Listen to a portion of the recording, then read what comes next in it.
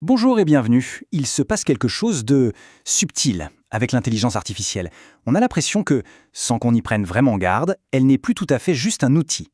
En s'appuyant sur une analyse d'Antoine Garcia, on va explorer ensemble comment elle devient, autre chose. Voilà une phrase qui donne le ton, n'est-ce pas? Chaque époque fabrique ses divinités. La nôtre les code. C'est puissant. Et c'est vraiment le cœur de notre réflexion aujourd'hui. Comment une simple technologie, une machine à calculer, commence à toucher à des questions presque, spirituelles. Ok, alors première étape de cette analyse, ce glissement de l'outil au guide. Qu'est-ce que ça veut dire concrètement? La distinction, elle est vraiment là. Un outil, c'est simple, c'est dans la main, ça nous aide à accomplir une tâche. Mais l'IA, c'est différent. C'est dans la tête qu'elle s'installe.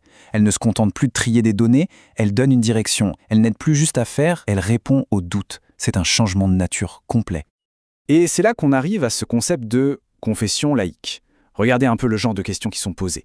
Dois-je changer de carrière? Ma relation fonctionne-t-elle? Que faire de mes angoisses? Ce ne sont plus des questions pratiques. On est dans l'existentiel, dans l'intime. Le simple fait de poser ces questions à une machine, ça change tout.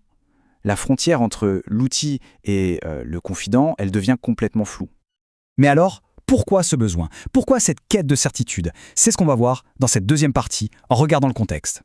D'abord, il y a les crises politiques à répétition. Forcément, ça érode la confiance, ça crée de l'anxiété. Ensuite, on ajoute l'instabilité économique. L'avenir devient flou, difficile à anticiper. Et comme si ça ne suffisait pas, on est bombardé par un flux d'informations incessant, souvent contradictoires. C'est épuisant.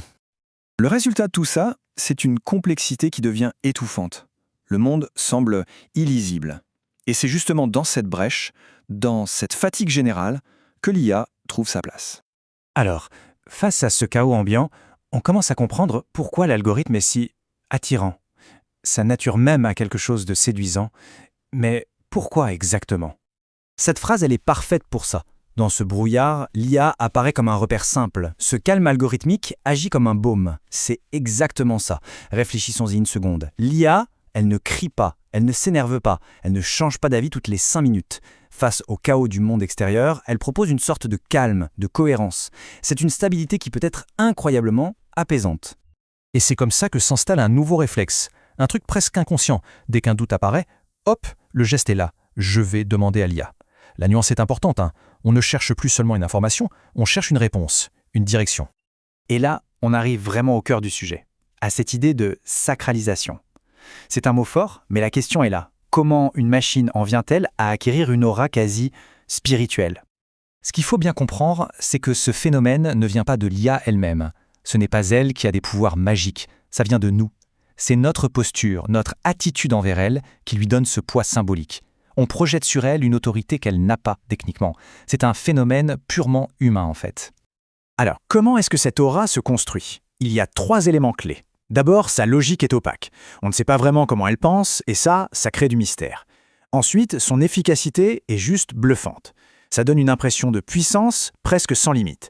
Et enfin, elle est toujours là, disponible 24 heures sur 24, 7 jours sur 7. Cette disponibilité constante crée un sentiment de présence, quelque chose de rassurant. Et ce parallèle avec l'histoire est assez fou quand on y pense. Les sociétés anciennes allaient consulter les oracles. Aujourd'hui, on consulte des modèles de langage. La technologie a radicalement changé, bien sûr, mais le geste de fond, il est identique. C'est la même recherche de guidance, la même quête de sens face à un monde incertain. Bon, mais tout ce glissement amène évidemment à un problème majeur, un vrai danger même, celui d'un pouvoir sans aucune responsabilité. Regardons ce tableau, c'est limpide. On donne à l'IA un rôle de guide moral. Mais quand on compare responsabilité, l'humain en a, l'IA, aucune. Culpabilité, expérience vécue, conscience, c'est non à chaque fois pour l'IA. On a donc une entité qui exerce une influence morale, mais qui est totalement dépourvue de tout ce qui fonde la morale humaine.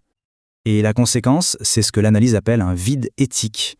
La société délègue son propre discernement à une chose qui n'est pas consciente. Une chose qui ne peut pas comprendre les nuances de la vie humaine. Au fond, en faisant ça, on abandonne une part de notre propre jugement. Et c'est ça le danger final. On a une entité qui peut littéralement orienter des vies, influencer des décisions cruciales, sans jamais avoir à en assumer la moindre conséquence.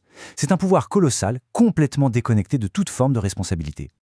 Alors, que faire? Comment conclure cette réflexion? Le point central, c'est que le défi n'est pas technique. Il est avant tout humain. Parce qu'au bout du compte, le vrai danger, ce n'est pas l'IA en elle-même, c'est ce qu'on projette dessus, c'est le sens qu'on lui donne. La solution, c'est peut-être simplement de se rappeler ce qu'elle est fondamentalement, une machine. Une machine à calculer incroyablement performante, certes, mais ça s'arrête là.